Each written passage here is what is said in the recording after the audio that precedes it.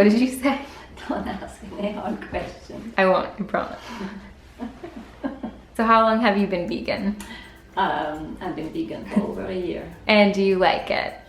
Yes, I love being vegan. How did you become vegan? I became vegetarian first. And I became vegetarian with him because I'm the one who cooks and it makes it easier. So I just followed along, and plus I love vegetables and fruits, so that was not a problem. And after a year of being vegetarian, for me, I just went to the doctor. I was very proud of myself, and I said, oh, let's see what happens with my blood test. And my cholesterol had actually gone up because as I followed suit with vegetarian diet with him, I ended up eating more and more milk products, especially cheese. I think I was using a lot of fat also.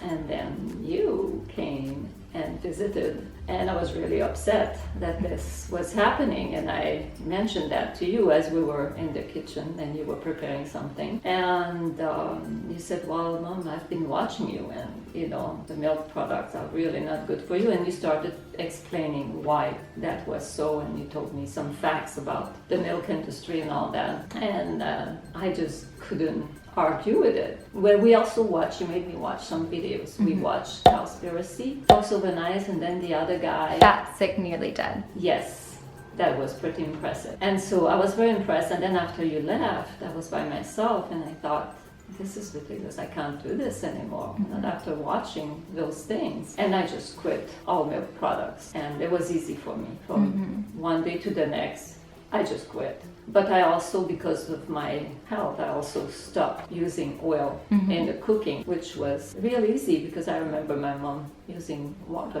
when you wanted to make a sauce, French use a lot of sauce, to take the bits and make a sauce, you added a little water. And I go, oh, but that's the same principle, easy.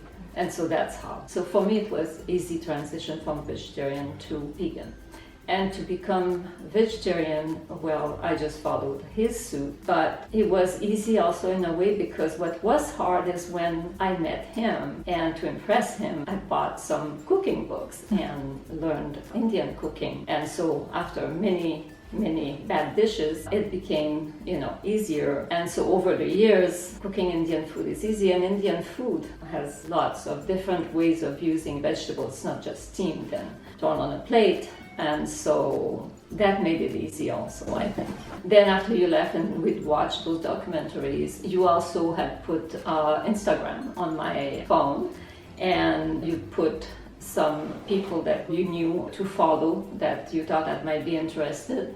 And we looked at it together, and so I had Happy Healthy Vegan and Mr. and Mrs. Vegan, and then you told me to listen to some podcasts. Colleen Patrick Goudreau, that's the one. So I listened to those podcasts while I was doing stuff around the house, and then I became a little better with the Instagram, and then went on to YouTube and watched these people, and I really liked those two couples. And so then saw some recipes, and I think Happy Healthy Vegan has a lot of the recipes she makes that kind of similar to what I make at home.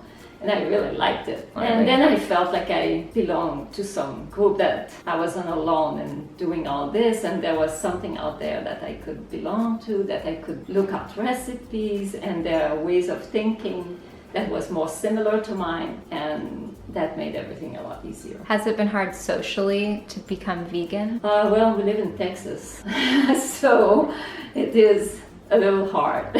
I mean, it's the state of steaks. So yes, it is, but we continue to stand for what we believed and explain to people, why we were vegan. They were curious. And in some instances, some people were very curious and actually looked into it. I have a friend who's French, and I never thought in a million years that she would even try to become vegan. And she's been for a little while, short time, but she's really into it, and so that's pretty impressive. Also, there's even couples where we told them, they were visiting, and we said, well, we'll go, anywhere you want.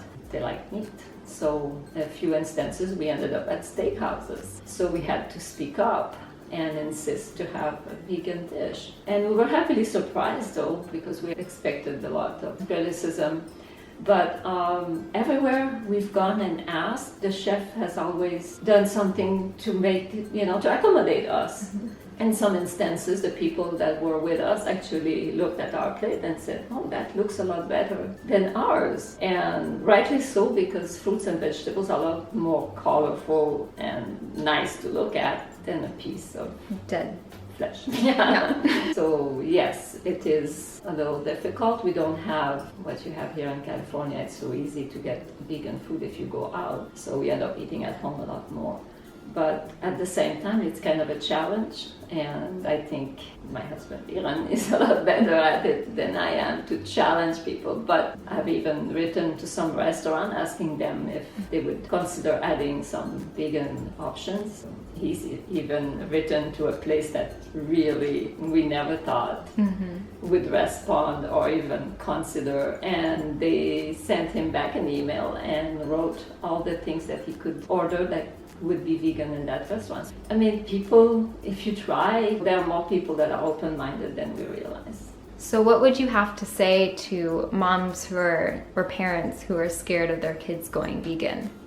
I think in those instances, if you have kids who are in high school, college, they're probably just afraid that they're not going to eat properly, because we've been conditioned thinking that you can only get protein and calcium from meat and dairy products. It's been anchored into us. I mean, I grew up on a dairy farm, and I was told all my life that, if you want to grow tall, if you want to grow up, if you want to be strong, you have to eat your meat and drink your milk. And it's actually the opposite. And so when I found out about that, I thought, oh my goodness, this is what we've been doing all our lives, and at the age that I am in, osteoporosis becomes an important fact, and I know that, that's not a reason to go vegan. But when you're in a family and your parents are opposed to you going vegan, then that might be, something to talk about. Also, I think if the kids, and I really do feel for those people and those kids, and I've met some, it is really hard for them, and they can show their parents by maybe making dishes themselves when they go home, and their parents see that they're actually thriving. And I think part of, for us also, when you became vegan, even we thought, oh, it must be one of those phases, but then we realized that we learned more and more about it, that no, it's not a cult, it's not something weird, it's actually how it should be, and that's how everybody should be thinking. We've just been conditioned to think otherwise. How do you feel since going vegan? Yeah, I'm not a religious person. I feel I'm a very spiritual person. I believe, and I've always believed in energy. I believe in positive energy, and that the more positive energy you put out there, then the better things you bring to yourself and to people that you love around you, and that you send that out. And if we want our world, our whole world, to be good and positive, then we need to set out positive energy, and I feel that veganism, that's what it is. When you help other beings, you don't take advantage of other beings, that includes animals, not just human beings, then you are doing something positive in this world. You're allowing them to live their life as they were meant to live them. And it's actually difficult when you become vegan. And I think when you talk about parents having a difficulty with their children, but also having difficulty as a person to become vegan, because you first have to accept that you've been doing wrong, and that's not an easy thing to do. And for people like me who have been raised on a farm, but more than farm, it's a milk industry, that's even more so, because this is what we were brought up in, and we were brought up trying to not think about it. And as a kid, you do think about it. And I remember my sister raising a calf. That's so cute. That followed her around until she was, close to maturity, and she went to a fair. Then, the cow was not there, a couple of days later. And so we had to deal with the fact that she had been slaughtered. She loved her, it followed her everywhere, just like a dog does. And she stopped eating meat. She was crying all the time. She wouldn't sit at the table. And even though I was away from that, not away in the sense I was there, but I was able to put a wall, it stayed anchored in my mind. And through the years, I've thought of that incident a lot, but even more so is when you explained veganism to me and I became vegan, and then I had to deal with all those years, of what had been going on. And it's not that the people are bad. No. It's just that it's an awakening, and not everybody is ready. It's never the farmer's fault. It's not. It's society. You don't see when something is not shown to you. You don't see it, and when you see, you cannot unsee it. It's in the same fashion. I feel a lot happier. That's for sure. And every time when I would go to the grocery at the beginning, for me the transition was so sudden and so.